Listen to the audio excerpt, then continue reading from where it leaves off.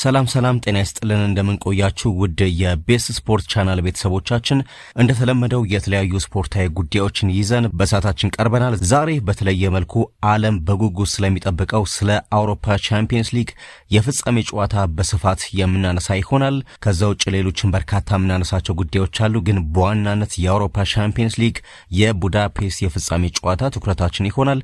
እዚህ ላይ ትኩረት አድርገን ግን ሌሎች ያልተሰሙ አዳዲስ ከዝውውር ጋር የተያዙ መረጃዎችም አሉን። አንቶኒ ጎርደን ትናንትና ወደ ባርሴሎና ካመራ በኋላ የመጀመሪያ ንግግሩን አድርጓል። ጆዜ ወደ ሪያል ማድሪድ መመለሳቸው ታውቋል። እንደዚሁም የበርናርዶ ሲልቫ ማረፊያ እንደታወቀ እየተሰማ ነው የሚገኘው። ከቻምፒየንስ ሊግ ጨዋታ ጋር በተያያዘ ሁለቱም አሰልጣኞች አስተያየታቸውን ሰጥተዋል። ጁሪያን ቲምበር ለዛሬው ጨዋታ እንደሚደርስ የሚያረጋግጡ መረጃዎች በስፋት ወጥተዋል። እነዚህን ሁሉ ትሰማላችሁ። ሀሳብ አስተያየቶቻችሁን ደግሞ በኮሜንት እንድታደርሱን እንጠይቃለን። የቤስ ስፖርት ቻናላችንን ታዲያ ሰብስክራይብ እና ላይክ በማድረግ እንድትጀምሩ ውድ ቤተሰቦቻችን እንጠይቃለን። ሀሳብ አስተያየቶቻችሁን ደግሞ እንደተለመደው በኮሜንት አስቀምጡልን። በቀጥታ የአውሮፓ ቻምፒየንስ ሊግን ጉዳይ አስቀድመን ወደ መረጃዎቻችን እናልፋለን። ዛሬ እንግዲህ ምሽት 1 ሰዓት ላይ ዓለም ሁሉ በጉጉት የሚጠብቀው ታላቁ የአውሮፓ ቻምፒየንስ ሊግ የፍጻሜ ጨዋታ በሃንጋሪ ቡዳፔስት ይደረጋል። ከጨዋታው ጋር በተያያዘ በጣም በርካታ ጉዳዮች እየተነሱ ነው የሚገኙት። ለአርሰናል መልካም ዜና አለ። ጁሪያን ቲምበር በዛሬው ጨዋታ የመሰለፍ እድሉ ሰፊ እንደሆነ እየተሰማ ነው የሚገኘው። ከዛ አስቀድሞ ግን ጨዋታውን ስለምታስተናግደው ታሪካዊቷ ቡዳፔስትና አንሳ ቡዳፔስት በዳኑብ ወንዝ ዳርቻ ላይ የተቆረቆረች በአውሮፓ እጅግ ውብና ጥንታዊ ከሆኑ ከተሞች መካከል አንዷ ስትሆን ከተማዋ በዳኑብ ወንዝ ዳርቻ ግራና ቀኝ ክፍል ቡዳና ፔስት በሚባሉ ዋና ክፍሎች የተዋቀረች ናት። በነገራችን ላይ ቡዳ የምትባለው የከተማዋ ክፍል በተራራማ ኮረብቶች የተዋቀረች ሲሆን የጥንታውያን ነገስታት መኖሪያ ስትሆን፣ ፔስት ደግሞ ሜዳማና ሰፊ የንግድ ማዕከል የሆነች የከተማዋ ክፍል ናት። በፑሽካሽ አሬና የሚታየው የታላላቆቹ አሰልጣኞች የስትራቴጂ ፍልሚያ ታዲያ በዚህ መካከል ይደረጋል። ዓለም ሁሉ በጉጉት እየጠበቀው ይገኛል። ከጨዋታው ጋር በተያያዘ አርሰናሎችን የሚያስደስት መረጃ እናጋራችሁና እንጀምር። ጁሪያን ቲምበር ለዛሬው ቻምፒየንስ ሊግ ጨዋታ መድረሱ ተነግሯል። በጉዳት ምክንያት የእንግሊዝ ፕሪሚየር ሊግ የመጨረሻዎቹን ሳምንታት ወደ ሜዳ ያልተመለሰው ጁሪያን ቲምበር ዛሬ ለሚደረገው የቻምፒየንስ ሊግ ፍጻሜ እንደሚደርስ ስካይ ስፖርት ዘግቧል። ኔዘርላንዳዊ ተከላካይ ከቡድኑ ጋር ወደ ቡዳፔስት ማምራቱ የሚታወቅ ሲሆን በፑሽካሽ አሬና ዛሬ በሚደረገው ወሳኝ ጨዋታ እንደሚሰለፍም ተረጋግጧል። ሁለገቡ ተከላካይ አርሰናል በታሪኩ ለመጀመሪያ ጊዜ የአውሮፓ ቻምፒየንስ ሊግ ዋንጫን ለማንሳት ከፓሪስ ጀርመን ጋር በሚያደርገው ጨዋታም መድረሱ ለመድፈኞቹ ትልቅ ዜና ሆኗል። ከጨዋታው ጋር በተያያዘ ምን ተባለ ምን ተነሳ የሚሉትን ጉዳዮች ስንመለከት ደግሞ ከሁለቱ ክለቦች አሰልጣኞች አስተያየት ነው የምንጀምረው። የፓሪስ ጀርመኑ አሰልጣኝ ሉዊስ ኢንሪኬ ከዛሬው ቻምፒየንስ ሊግ ጨዋታ ፍጻሜ በፊት አስተያየታቸውን ሰጥቷል። ሉዊስ ኢንሪኬ በንግግራቸው አዲስ አይደለንም ለዚህ ቻምፒየንስ ሊግ፣ ለፍጻሜ እንዴት መዘጋጀት እንዳለብን እናውቃለን የሚል አስተያየት ሰጥቷል። አክለውም ሁሉም ደጋፊ ከጎናችን ያሉ ሲሆን በምርጥ ብቃታችን ላይ ሆነን እንጫወታለን ሲሉም ገልጿል። ጨዋታውን በመዝናናት እንጫወታለን፣ ያለ ፍርሃት እንጫወታለን ሲሉም ስፔናዊ አሰልጣኝ ሐሳባቸውን አክለዋል። ከጋዜጠኞች ልክ እንደባለፈው ዓመቱ ፓሪስ ጀርመን ሁሉ አርሰናልም የመጀመሪያውን የቻምፒየንስ ሊግ ዋንጫ ለማሸነፍ ይሞክራል፣ እነሱ ያ ተመሳሳይ ተነሳሽነት አላቸው እና ይህ ምን ያህል ጠንካራ ነው የሚል ጥያቄ ተጠይቀው ነበረ። ከዛ ሉዊስ ኢንሪኬ ሲመልሱ እሺ እኛ ደግሞ ለሁለተኛ ተከታታይ ዓመት ለማሸነፍ እንሞክራለን፣ ያ ተነሳሽነት ምን ያህል ጠንካራ እንደሆነ ታውቃለህ፣ ከነሱ የበለጠ ትልቅ ነው የሚል አስተያየት ሉዊስ ኢንሪኬ አንስቷል። በዛው በመግለጫው ላይ ስለ አሽራፍ ሐኪሚም ተጠይቀው ነበረ። አሽራፍ ሐኪሚ ነገ ይጫወታል የሚል አስተያየት ሰጥቷል። ነገር ግን ያው የስነ ልቦና ጨዋታ ሊሆን ይችላል በሚል እየተነሳ ነው የሚገኘው። አሽራፍ ሐኪሚ ዛሬ በምሽቱ ጨዋታ የመሰለፍ እድሉ በጣም ጠባብ እንደሆነ ነው ሪፖርቶች እየወጡ የሚገኙት። አሰልጣኝ ማይክል አርቴታስ ምን አሉ የሚለውን ጉዳይ ደግሞ እንመልከት። አርቴታ ጋዜጣዊ መግለጫውን ሲጀምር እዚህ የመጣነው ዋንጫውን ከፓሪስ ጀርመን ለመቀማት ነው በሚል ነው የጀመሩት። የመድፈኞቹ አሰልጣኝ አርቴታ ቡድናቸው የፓሪስ ጀርመን ጥንካሬዎች ላይ አንድ በአንድ መስራቱን ገልጸዋል። አንድ ዋንጫ አለን፣ አሁን ሁለተኛ ዋንጫ እንፈልጋለን ያሉት አርቴታ ቡድኑ ሁለተኛ ዋንጫ የማሸነፍ አቅም አለው ሲሉም ገልጸዋል። ለፒኤስጂ የተሻለ የአሸናፊነት ግምት መሰጠቱን ያነሱት አሰልጣኙ እኛ ደግሞ ወደዚህ የመጣነው ዋንጫውን ከነሱ ለመቀማት ነው ብሏል። ፓሪስ ጀርመን ምን ማድረግ እንደሚችል አንድ በአንድ ተንትነናል። ለየትኛውም ሁኔታ ዝግጁ ነን። ምን እንደሚደረግ ለምን እንደሚያደርጉ እናውቃለን ብሏል አርቴታ። አሰልጣኝ ማይክል አርቴታ በንግግሩ ወቅት ጁሪያን ቲምበርና ኑኒ ማዱኬ ለፍጻሜ ዝግጁ መሆናቸውንም በጋዜጣዊ መግለጫው ላይ አረጋግጧል። ከዛ በተጨማሪ ከጋዜጠኞች ጥያቄዎችም ተነስተው ነበረ። ዴክላን ራይስ ከማንቸስተር ሲቲ ጋር በነበረው ጨዋታ ከተሸነፋችሁ በኋላ ገና አላበቃም ስለማለቱ ምን ይሰማሃል ተብሎ ተጠይቆ ነበር። እኔም ቢሆን የነበረኝ ስሜት ያው ነበር በሚል አርቴታ ምላሹን ሰጥቷል። ከዛ ውጭ ሁሉም ሰው ለኛ ነው ዋንጫውን እየተመኘና እየደገፈን ያለው ብሏል አርቴታ። ፓሪስ ጀርመንን በከፍተኛ ድፍረት መጋፈጥ ይኖርብናል ብሏል። ከዛ ውጭ የሁለቱም ክለብ ተጫዋቾች በነገራችን ላይ አስተያየታቸውን ሰጥተዋል። ከቡካዮ ሳካ ስንጀምር ቡካዮ ሳካ ከ6 ዓመት ተኩል በፊት ሚኬል አርቴታ ተልእኮ አርሰናልን ወደሚገባው የክብር ቦታ መመለስ እንደሆነ በግልጽ አስታውቆ ነበር ብሏል። ያንን ማሳካት ችለናል ለማለት በመቻሌ ኩራት ይሰማኛል ሲል ቡካዮ ሳካ አስተያየቱን ጀምሯል። ይህ የቻምፒየንስ ሊግ ፋይናል በቅጽበታዊ አጋጣሚዎችና የትኛው ቡድን በተሻለ ሁኔታ የተደራጀ ነው በሚለው ነገር ላይ ይወሰናል ሲል ቀጥሎ ቴሪ ኦንሪ ቀደም ብሎ መልእክት ልኮልኛል፣ ለሱ ትልቅ ፍቅር አለኝ ብሏል። የላክልኝ መልእክት ደግሞ ደህና እንደሆንክ ተስፋ አደርጋለሁ፣ እኔ ከጨዋታው በፊት በሚኖረው የልምምር ላይ እዚያ ያገኛለሁ የሚል ነበር ብሏል ቡካዮ ሳካ። እውነትም ቴሪ ኦንሪ ትላንትና እንዳየነው በልምምዳቸው ላይ መገኘቱ የሚታወቅ ነው። ጉዞ የጀመረው በ7 ዓመቴ ነበር። አሁን ከአርሰናል ጋር ፕሪሚየር ሊጉን አሸንፍ ያለው ነገ ደግሞ ቻምፒየንስ ሊጉን ማሸነፍ እችላለሁ፣ ለምወደው ክለብ ታሪክ መጻፍ እፈልጋለሁ ብሏል ቡካዮ ሳካ። ስለ ክለቡ ታሪክ እናውቃለን፣ ነገ ለዚህ ክለብ የመጀመሪያውን የቻምፒየንስ ሊግ ዋንጫ ማሸነፍ እንደምንችል እናውቃለን የሚል አስተያየትን ቡካዮ ሳካ ሰጥቷል። ሌላኛው በፔዤ በኩል አስተያየቱን የሰጠው የፔዤ ተጫዋች ማርኪኒዮስ ነው። የአርሰናል ጥንካሬዎች ላይ ተዘጋጅተናል ሲል አስተያየቱን ሰጥቷል። ማርኪኒዮስ ስለ ቆመ ኳስ የተጠየቀው ማርኪኒዮስ በዚያ ጨዋታ ላይ በደንብ ሰልጥነናል፣ ከዚህ በፊትም አይተናቸዋል ብሏል። አክሎም በጨዋታው ምን እንደሚፈጠር አናውቅም፣ ስለዚህ በሁሉም መልኩ እንዘጋጃለን ሲል ማርኪኒዮስ አስተያየቱን አክሏል። ኦስማን ዴምቤሌ እንደዚሁ ሌላኛው አስተያየቱን ስለ ጨዋታው የሰጠ ተጫዋች ነው። የፔዦ ተጫዋች ኦስማን ዴምቤሌ የዛሬው ተጋጣሚያቸው አርሰናል ጥሩ ቡድን መሆኑን ገልጿል። አርሰናል በጣም ምርጥ ቡድን ነው ያለው ኦስማን ዴምቤሌ እዚህ በፍጻሜው መገኘት ይገባዋል ብሏል። በሁሉም ነገር የተዋጣላቸው ናቸው፣ አስገራሚ ተጫዋቾች አሏቸው ሲልም ተናግሯል። አክሎም ዋንጫ ለማሸነፍ ጽኑ ፍላጎት ያላቸው ምርጥ ተጫዋቾች አሉን፣ በእኛ በኩል ታላቅ ተጫዋች መሆን ከፈለግን ይህንን ዋንጫ ደጋግመን ማሸነፍ አለብን ሲል ተናግሯል። ሁልጊዜም በቻምፒየንስ ሊግ ፍጻሜ መገኘት እንፈልጋለን፣ ለክለቡ ታሪካዊ ምሽት ነው፣ ዛሬ ማሸነፍ ታሪካዊ ይሆናል ብሏል። ስለ ቡድኑ ዝግጅት የተጠየቀው ዴምቤሌ ለማሸነፍ ዝግጁ ነን፣ ያ ባይሆን እዚህ አንገኝም የሚል አስተያየትም እንደዚሁ አክሏል። በአርሰናል በኩል ሌላው ቃለ ምልልስ ያደረገው ጁሪያን ቲምበር ነው። የመድፈኞቹ የመስመር ተሰላፊ ጁሪያን ቲምበር ቡድናቸው የፔዤን ጥንካሬ ጠንቅቆ እንደሚያውቅ ተናግሯል።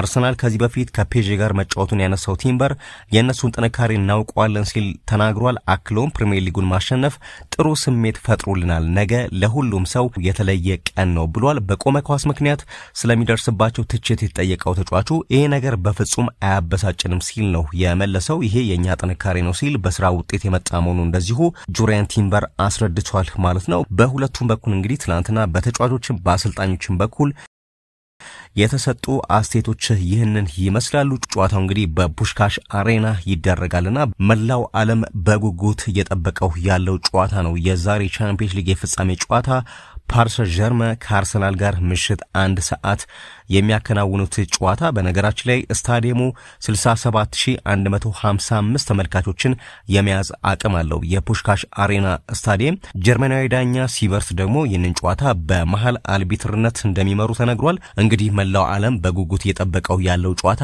ዋናው ትክክለኛው ላይንአፕ ደግሞ ምሽት 12 ሰዓት ላይ ለመላው ዓለም ይፋ የሚደረግ ይሆናል። ጨዋታው ደግሞ ምሽት 1 ሰዓት ሲል የሚጀምር ይሆናል። ይህንን ጨዋታ የት ሆናችሁ ለመከታተል አስባችኋል? ይህንን በተመለከተ ሀሳብ አስተያየቶቻችሁን ኮሜንት ላይ አድርሱን። በምን አይነት ሁኔታ ጨዋታውን ለመከታተል ተዘጋጅታችኋል የሚለውን ማለት ነው። በተለይም የአርሰናል ደጋፊዎች ሀሳቦቻችሁን እንድታርሱን እንጠይቃለን። ወደ ሌሎች ጉዳዮች ደግሞ እናምራ። ባርሴሎና በይፋ ተጫዋች ማስፈረሙን ትላንትና ይፋ ሆኗል። የካታላኑ ክለብ ባርሴሎና አንቶኒ ጎርደንን ከኒውካስል ማስፈረማቸውን በይፋ አስታውቋል። ባርሴሎና ተጫዋቹን በ80 ሚሊዮን ዩሮ የዝውውር ሂሳብ ማስፈረማቸው ተነግሯል። ኒውካስል ዩናይትድ ከተጫዋቹ የወደፊት ሽያጭ የፐርሰንት ድርሻ እንደሚኖራቸው ተዘግቧል። አንቶኒ ጎርደን በባርሴሎና የ5 ዓመት ኮንትራት ፈርሟል። ጎርደን በአሰልጣኝ ሃንስ ፍሊክ ስር የፈረመ ውዱ የባርሴሎና ተጫዋች ሆኗል። በነገራችን ላይ ከዛ በተጨማሪ አንቶኒ ጎርደንም አስተያየት ሰጥቷል። ከፊርማ ስነ ስርዓቱ በኋላ ባርሴሎናን የተቀላቀለው እንግሊዛዊ ተጫዋች በአዲሱ ክለብ አቀባበል ተደርጎለታል። በአቀባበል ዝግጅቱ ላይ አስተያየት የሰጠው አንቶኒ ጎርደን ለዚህ ፈተና ዝግጁ ነኝ ሲል በስፓኒሽ ቋንቋ ተናግሯል። አክሎም ባርሴሎና ባርሴሎና ለሁሉም ሰው ምን ያህል ትርጉም እንዳለው አውቃለሁ፣ ለዓለም ምርጡ ክለብ ለመጫወት ዝግጁ ነኝ የሚል አስተያየት አክሏል። ባርሴሎና እንደፈለገኝ ስሰማ ነው መቀላቀል የፈለግኩት፣ ዝውውሩ በሁለት ቀናት ነው የተጠናቀቀው ሲል አንቶኒ ጎርደን ገልጿል። አያይዞም ለባርሴሎና መጫወት የልጅነት ህልሜ ነው ሲል እዚህ በመሆኔ በጣም ተደስቻለሁ ሲልም ተናግሯል። ሌላኛው ትናንትና አመሻሽ ላይ በርከት ያሉ መገናኛ ብዙሃን ጁሊያን አልቫሬዝን በድጋሚ ከአርሰናል ጋር ስሙን አያይዘውታል። በተለይ የአርጀንቲና መገናኛ ብዙሃኖች ናቸው ወሬውን ያራገቡት። ጁሊያን አልቫሬዝ በእርግጠኝነት በዚህ ክረምት አትሌቲኮ ማድሪድን ይለቃል ተብሎ ይጠበቃል። ባርሳ፣ ፔዤ፣ አርሰናል ተጫዋቹን እንደሚፈልጉ አትሌቲኮ ማድሪድ ከጥር ወር ጀምሮ እንደሚያውቅ ተገልጿል። አርሰናል አሁን ላይ አትሌቲኮን ማነጋገር መጀመራቸውን ነው የአርጀንቲና መገናኛ ብዙሃን የዘገቡት። እንደ ዘገባዎች ከሆነ አርሰናል 100 ሚሊዮን ዩሮ እና ተጫዋች ለማቅረብ ማቀዱ ነው የተገለጸው። ባርሴሎና ትላንትና 100 ሚሊዮን ዩሮ ያቀረቡ ቢሆንም ከአትሌቲኮ ማድሪድ ጋር ውዝግብ ውስጥ መግባታቸው መነገሩ ይታወሳል። ጁሊያን አልቫሬዝ በቀጣይ ቀናት በአርጀንቲና ብሔራዊ ቡድን ምንም አይነት ቃለ መጠይቅ ላለማድረግ ማቀዱም ተዘግቧል። አርሰናል ግን የዝውውር ጥያቄ ስለማቅረቡ ነው በርካታ መገናኛ ብዙሃን ከትላንት አመሻሽ ጀምሮ እየዘገቡ የሚገኙት። ትናንትና በነገራችን ላይ ከዚህ ዝውውር ጋር በተያያዘ ባርሴሎናና አትሌቲኮ ማድሪድ የቃላት ጦርነት ውስጥ መግባታቸው ሲነገር ነበር። ምንድነው የተፈጠረው የሚለውን ጉዳይ ስንመለከት ባርሴሎና ጁሊያን አልቫሬዝን ለማስፈረም ለአትሌቲኮ 100 ሚሊዮን ዩሮ ማቅረቡ አይዘነጋም።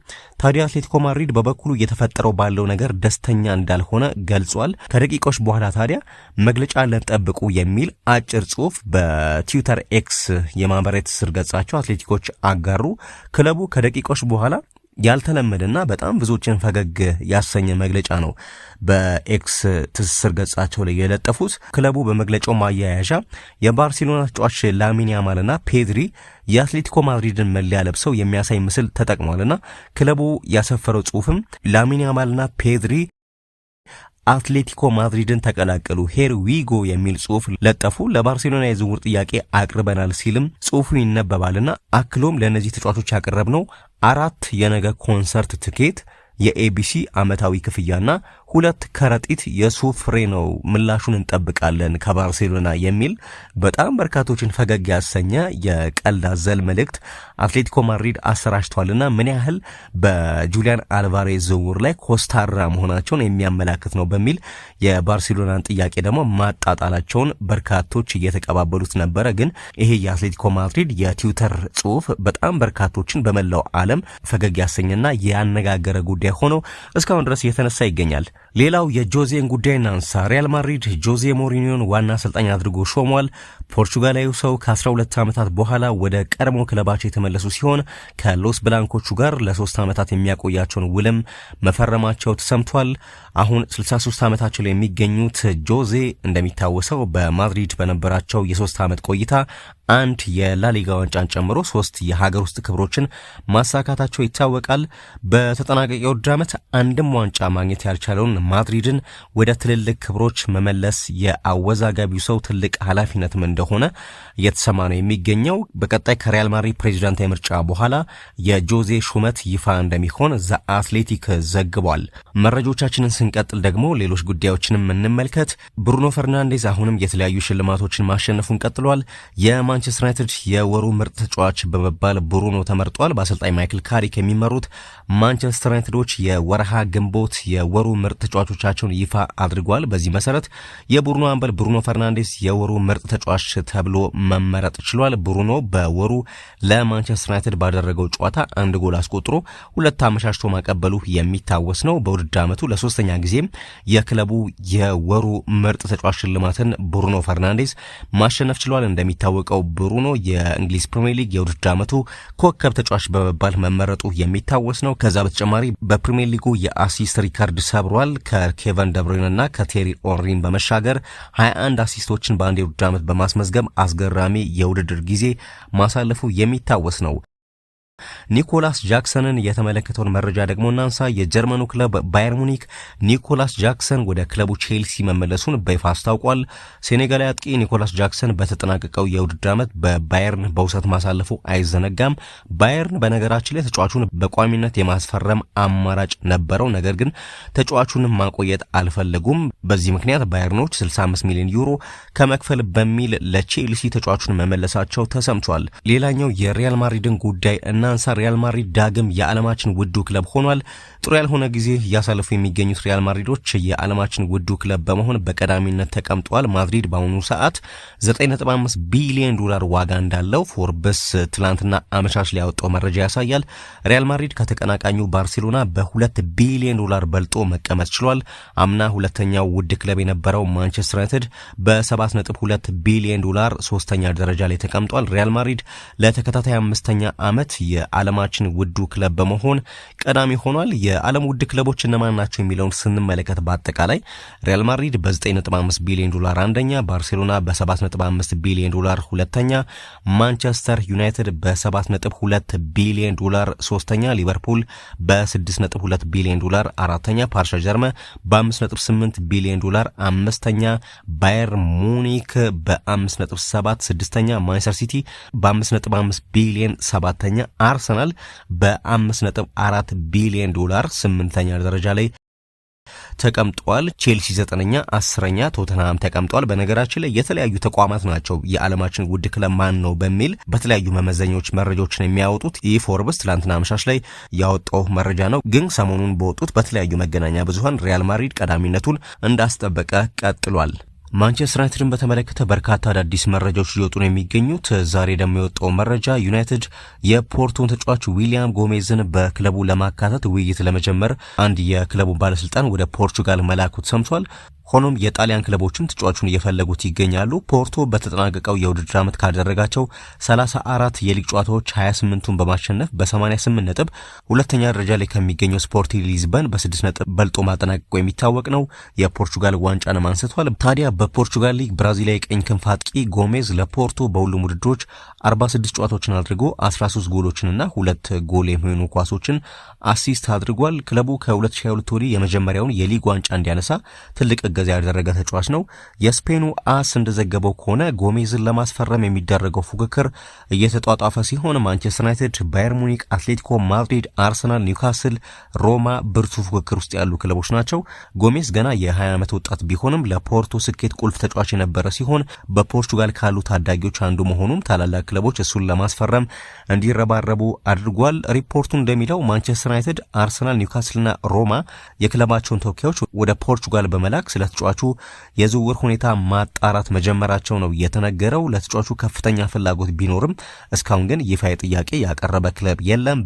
በተለየ መልኩ ግን ማንቸስተር ዩናይትድ ተጫዋቹን እየተከታተለው እንዳለ መረጃዎች እየወጡ ነው የሚገኙት። ፖርቶ ተጫዋቹን ለመልቀቅ በውሉ ላይ የተቀመጠውን 80 ሚሊዮን ዩሮ ወይንም 69 ሚሊዮን ፓውንድ የውል ማፍረሻ ክለቦች እንዲከፍሉ ይጠይቃል ተብሏል። ማንቸስተር ዩናይትድ ይህንን ጉዳይ ሊገመግመው እንደሚችል መረጃዎች ወጥተዋል። ከጎሜዝ በተጨማሪ ግን ማንቸስተር ዩናይትድ አሁን ላይ የግራ ክንፍ አጥቂ የሚያስፈልገው ሲሆን የሚላኑ ራፋኤል ሊዮ ደግሞ ለኦልትራፎርዱ ክለብ ተመራጭ አማራጭ መሆኑ እየተሰማ ነው የሚገኘው። ሊያው በቅርቡ በሰጠው ቃለ ምልልስ ስለ ዩናይትድ ያነሳ ሲሆን ወደ ኦልትራፎርድ ሊዛወር ይችላል የሚለውን ግምት ከፍ እንዳደረገው በርካታ መረጃዎች እየወጡ ነው የሚገኙት። አንድሬ ኦናናን በተመለከተ አዲስ ጉዳይ ተሰምቷል። የማንቸስተር ዩናይትድ ቦርድ አመራሮች ከክለቡ ለማሰናበት ከሚፈልጓቸው ተጫዋቾች መካከል አንደኛው ኦናና እንደሆነ ይታወቃል። ክለቡ ተጫዋቹን በቋሚነት መሸጥ ነው የሚፈልገው። ነገር ግን አሁንም ለማንቸስተር ዩናይትድ እየቀረቡ ያሉ ጥያቄዎች የውሰት ውል መሆናቸው እየተነገረ ነው የሚገኘው። ካሜሮናዊ ግብ ጠባቂ አንድሬ ኦናና በቴናግ ኃላፊነት ዘመን በ2023 ሁላችንም እንደምናስታውሰው በ47.2 ሚሊዮን ፓውንድ ማንቸስተር ዩናይትድን መቀላቀሉ የሚታወስ ነው። በቀድሞ ክለቡ ኢንተር ሚላን ድንቅ ብቃቱን አሳይቶ የነበረ ቢሆንም በኦልትራፎርድ ግን የሚጠበቀውን ያህል አልሆነም። በተደጋጋሚ በሚሰራቸው ስህተቶች ሳቢያ በመጨረሻ ከመጀመሪያ አሰላለፍ ውጭ ተደርጎ ከዛ በኋላ በውሰት ውል ወደ ሌላ ክለብ ማቅናቱ እንደዚሁ የሚታወቅ ነው። የ30 ዓመቱ ግብ ጠባቂ በቱርክ ቆይታ አድርጎ ነበርና በዛ የተሻለ ጊዜን አሳልፏል። በትራብዞንስፖር በዘንድሮ ውድድር ዘመን 34 ጨዋታዎችን አድርጎ 42 ግቦችን አስተናግዷል። በቱርክ የሚታተመው ፎቶማክ የተባለው ስፖርታዊ ጋዜጣ ስፖርት ዊዝነስን ጠቅሶ እንደዘገበው ከሆነ ትራብዞንስፖር ግብ ጠባቂውን ለቀጣዩ የውድድር ዘመንም በክለቡ ማቆየት ይፈልጋል። በዚህ ምክንያት ለተጫዋቹ ባለቤት ማንቸስተር ዩናይትድ ይፋ የዝውውር ጥያቄ አቅርቧል። ዩናይትድ ተጫዋቹን ሙሉ በሙሉ መሸጥ ቢፈልግም የቀረበው ይፋ የሰነድ አዲስ የውሰት ውልን ያካተተ ሲሆን ለኦናናም እጅግ ማራኪ የሆነ የገንዘብ ጥቅማ ጥቅም ያቀረበ ነው ተብሏል። የክለቡ ፕሬዚዳንት ኤርቱግሮል ዶጋን እንዳሉት ከሆነ እኛ ኦናናን እንወደዋለን፣ ይህንንም ከዚህ ቀደም ተናግሬያለሁ። እሱ ስለ እግር ኳስ ህይወቱ የራሱ እቅድ አለው። ሁኔታዎች ከተመቻቹልን በክለባችን እንዲቆይ እንፈልጋለን። ሆኖም ግን የመጨረሻው ውሳኔ የሚያሳልፈው ራሱ ኦናና ነው የሚል አስተያየት ሰጥቷል። ማንቸስተር ዩናይትድ ግን ለኦናና ካወጣው ከ47 ሚሊዮን ፓውንድ በላይ የተወሰነውን መልሶ ለማግኘት ስለሚፈልግ ሌሎች በቋሚነት የሚገዙ ክለቦች ብቅ እስኪሉ ድረስ የትራብዞንስፖርን የውሰት ጥያቄ ለጊዜው ሊያቆይ እንደሚችል ለማንቸስተር ዩናይትድ ቅርበት ያላቸው በርካታ ምንጮች እየተናገሩ ይገኛሉ። በሌላ በኩል ማንቸስተር ዩናይትድ አሁንም ከኤሊዮት አንደርሰን ዝውውር ራሱን እንዳላራቀ እየተነገረ ነው የሚገኘው። ዝውውሩንም ለመጥለፍ ሙከራ ማድረጉን የተለያዩ መገናኛ ብዙሃን ትናንት አመሻሽ ላይ ባወጡት መረጃ አስታውቋል። በማይክል ካሪክ የሚመራውና በቻምፒየንስ ሊግ ተሳትፎ የገንዘብ አቅሙ የጠነከረው ዩናይትድ ከአትላንታው አማካይ ኤደርሰን ጋር መስማማቱ ይታወቃል። ቅድም እንዳነሳው ነው ደግሞ ዊሊያም ጎሜዝም እንደዚሁ በዩናይትድ ራዳር ውስጥ ያለ ተጫዋች ነው። ከዛ ውጭ በዩናይትድ ክትትል ውስጥ አሁን ላይ ያለው ሌላኛው ተጫዋች ኤሊዮት አንደርሰን ነው። የኖቲንጋም ፎረስቱ ኮከብ ኤሊዮት አንደርሰን አሁንም በዩናይትድ ክትትል ውስጥ ይገኛል። ሆኖም ለዩናይትድ ትልቅ ፈተና የሆነው አንደርሰን ከጎረቤት ማንቸስተር ሲቲ ጋር ለመፈራረም ከጫፍ መድረሱ ነው እየተባለ የሚገኘው። የ23 ዓመቱ እንግሊዛዊ አማካይ ከሊግ ካፕና ኤፍኤ ካፕ አሸናፊው ሲቲ ጋር በግል ጥቅማጥቅሞች ዙሪያ ከስምምነት መድረሱን የሚያሳዩ ሪፖርቶች እየወጡ ነው የሚገኙት። ተጫዋቹ በአዲሱ የክለቡ አሰልጣኝ ኢንዞ ማሬስካ ስር ለመጫወት ዝግጁ መሆኑን አሳይቷል። ሆኖም የዩናይትድ ባለቤቶች ኢኒዮስ ተስፋ አልቆረጡም። የዝውውር ጉዳዮች ጋዜጠኛው ፋብሪዚዮ ሮማኖ እንደገለጸው ዩናይትድ ለኤሊዮት አንደርሰን ደጋግሞ ስልክ በመደወል ጥረት እያደረገ ነው። በአይፔፐር የወጣው አዲሱ መረጃ ደግሞ ሲቲ የጀመረውን ዝውውር ለማክሸፍ ዩናይትድ አሁን እውነተኛና ጠንካራ ፉክክር ለመጀመር መዘጋጀቱን ያረጋግጣል ይላል መረጃው። የውስጥ አዋቂዎች ዝውውሩ ወደ ሲቲ በደንብ ማጋደሉን ቢናገሩም ማንቸስተር ዩናይትድ ግን ይህንን እንግሊዛዊ ኮከብ ወደ ኦልትራፎርድ ለመውሰድ የመጨረሻ የተባለውን ሙከራ እንደሚያደርግ እየተነገረ ይገኛል። ወደ ሌላ የዝውውር መረጃ ስናመራ በርናርዶ ሲልቫ ወደ ባርሴሎና ማቅናቱን የሚያረጋግጡ መረጃዎች ትላንትና በስፋት እየወጡ ነው የሚገኙት። የካታላኑ ክለብ ባርሴሎና ማንቸስተር ሲቲን በነጻ ዝውውር ለመልቀቅ የወሰነውን ፖርቹጋላዊ አማካይ በርናርዶ ሲልቫን ለማስፈረም ስምምነት ላይ መድረሱን ለክለቡ ቅርብ የሆኑ ምንጮች አሳውቋል። ባለፉት ቀናት የዝውውር ሂደቱ 90% መጠናቀቁ የተዘገበ ሲሆን አሁን ላይ ግን ሁሉም ዋና ወገኖች ሙሉ ስምምነት ላይ በመድረሳቸው ዝውውሩ ሙሉ በሙሉ መጠናቀቁን ሪፖርቶች እየወጡ ነው የሚገኙ። ተጫዋቹ በይፋ በስፖቲፋይ ካምፕኑ ለሚቀጥሉት 2 ዓመታት የሚቆይበትን ውልም ይፈርማል ተብሏል። ይፋዊ መግለጫና ማስታወቂያ በሚቀጥለው ሳምንት እንደሚደረግ ነው የተነገረው። ስምምነቱ በሁለቱም ወገኖች በኩል ሙሉ በሙሉ በመረጋገጡ በአሁኑ ወቅት ዝውውሩ የመጨረሻዎቹ የህግና የአስተዳደር ሂደቶች ላይ ይገኛል ተብሏል። ሲልቫና ወኪሎቹ የቀሩትን ጥቃቅን የውል ዝርዝሮች ለማጠናቀቅና የህግ ሰነዶችን ለመፈራረም በሚቀጥሉት ቀናት ካታሎን ይገባሉ። ባርሴሎና ዝውውሩን በሚቀጥለው ሳምንት ሙሉ በሙሉ ይፋ ለማድረግ አቅዷል። ክለቡ ይፋዊ መግለጫውንና የተጫዋቹን ማስታወቂያ መርሃ ግብርም ተጫዋቹ ለ2026 የፊፋ ዓለም ዋንጫ ከመነሳቱ በፊት ለማጠናቀቅ በልዩ ትኩረት እየሰራ እንደሚገኝ ነው የተነገረው። ይህ የነጻ ዝውውር እንዲሳካ ሲልቫ በነገራችን ላይ በማንቸስተር ሲቲ ያገኝ ከነበረው ከፍተኛ ደሞዝ በእጅጉ ያነሰ የደሞዝ ክፍያን ለመቀበል ተስማምቶ ነው ወደ ባርሴሎና ያመራው ተብሏል። ሌላኛው ሊቨርፑል ከአንዶኒ ኢራኦላ ጋር ስሙ በስፋት እየተነሳ ነው የሚገኘው። የሊቨርፑል አሰልጣኝ አርነ ስሎት ውጤትና የቡድኑ እንቅስቃሴ የማይሻሻል ከሆነ ከኃላፊነታቸው ሊሰናበት የሚችሉበት የጊዜ ገደብ እንደተቀመጠባቸው የሚያሳዩ መረጃዎች ወጥቷል። በአንጻሩ ከበርንማውዝ ጋር የተለያዩት አንዶኒ ኢራኦላ ቀጣይ ማረፊያቸው በተመለከተ ፍንጭ ሰጥተዋል። አሰልጣኝ አርነ ስሎት ባለፈው የውድድር ዓመት በክለቡ የመጀመሪያ ቆይታቸው ሊቨርፑልን ለፕሪሚየር ሊግ ዋንጫ ክብር ማብቃታቸው የሚታወስ ቢሆንም በአሁኑ ወቅት ግን በደጋፊው ዘንድ ያላቸው እምነት እየተሟጠጠ ይመጣ ይመስላል። የቡድኑ ደጋፊዎች ክለቡ ዘንድሮ ባሳየው ማሽቆልቆል ግራ ተጋብቷል። ሊቨርፑል የውድድር ዓመቱን በ5ኛ ደረጃ በማጠናቀቅ ለቻምፒየንስ ሊግ ማለፍ የቻለ ሲሆን በሊጉ ብቻ 12 ጨዋታዎችን ተሸንፎ በሁሉም ውድድሮች 78 ጎሎችን አስተናግዷልና ደጋፊዎች ክለቡ አዲሱን የቼልሲ አሰልጣኝ ዣቢ አሎንሶን ከመቅጠር ይልቅ ስሎትን ለማቆየት በመወሰኑ ቅር ተሰኝቷል። አሁን ደግሞ ሌላኛው ተፈላጊ አሰልጣኝ ኢራኦላን እንዳያጡ ስጋት ገብቷቸዋል ተብሏል። የቀድሞ የሊቨርፑል አማካይ ጄሚ ሬድናፕ ለሚረር ጋዜጣ በሰጠው አስተያየት የሊቨርፑል ችግሮች በቀጣዩ ውድድር ዓመት መጀመሪያ ላይ ዳግም ካገረሹ ስሎት ከቦታቸው እንደሚባረሩ ገልጿል። ሬድናፕ ሊቨርፑልን በተመለከተ ምንድነው ያለው? የሊቨርፑል ደጋፊዎች እግር ኳስን በሚገባ ይረዳሉ። በዚህ ዓመት በቀረበው ደካማ ቀርፋፋና አሰልች ጨዋታ ለምን እንደተበሳጩ ሙሉ በሙሉ እረዳለሁ። ሆኖም ግን ለዚህ መነሻ የሆኑ ብዙ ምክንያቶች አሉ። አርነ ስሎት ዋንጫውን ያነሳው በየርገን ክሎፕ ስብስብ ቢሆንም ክሎፕ ራሱ ግን በዛ ስብስብ ዋንጫ አላነሳበትም። ስለዚህ ስሎትን መውቀስ ተገቢ አይደለም። አርን በቀጣይ ዓመት ድጋፍ ያስፈልገዋል። ቡድኑ የውድድር ዓመቱን በጥሩ ሁኔታ ካልጀመረ ግን ከፍተኛ ጫና እንደሚያርፍበት ማወቅ አለበት። ሆኖም አሁን ላይ የተወሰነ ክብር ሊሰጠው ይገባል የሚል አስተያየት ሰጥቷል። ሊቨርፑል ስሎትን ለማሰናበት እስከ ቀጣዩ ዓመት የሚጠብቅ ከሆነ ግን በርንማውዝን በታሪክ ለመጀመሪያ ጊዜ ለአውሮፓ መድረክ ያበቁት የ43 ዓመቱ ስፔን አሰልጣኝ አንዶኒ ኢራኦላን የማግኘት እድሉ የመነመነ እንደሆነ በርካታ ሪፖርቶች እየወጡ ይገኛሉ።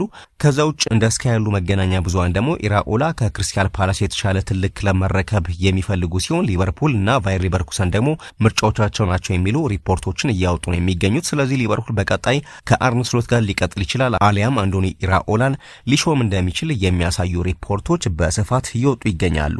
በመጨረሻም የፓትሪክ ቪዬራ ስለ ዛሬው የቻምፒየንስ ሊግ ፍጻሜ ጨዋታ ያነሳውን ሐሳብ እናንሳ።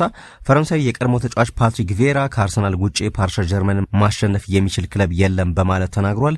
ይህን ፓሪስ ጀርመንን ወድጄዋለሁ ያለው ፓትሪክ ቪዬራ ባለፉት ዓመታት የአውሮፓ ምርጡ ክለብ ነው፣ ሁሉም ነገር አላቸው የሚል አስተያየትም ሰጥቷል። አክሎም ይህንን ፓሪስ ጀርመን ማሸነፍ የሚችለው ብቸኛው የአውሮፓ ክለብ አርሰናል ብቻ ነው በማለት ፓትሪክ ቪዬራ ከዛሬው ምሽት ጨዋታ አስቀድሞ ተናግሯል። እንግዲህ ቅድም እንዳነሳ ነው የዛሬው የቻምፒየንስ ሊግ ጨዋታ በመላው ዓለም በጉጉት እየተጠበቀ ያለ ጨዋታ ነው። ግምቶቻችሁንም ስለ ዛሬው ጨዋታ በተመለከተ ማድረስ ትችላላችሁ። አስተያየቶቻችሁን አይተን ደግሞ መልሰን ለእናንተ የምናጋራ ይሆናል።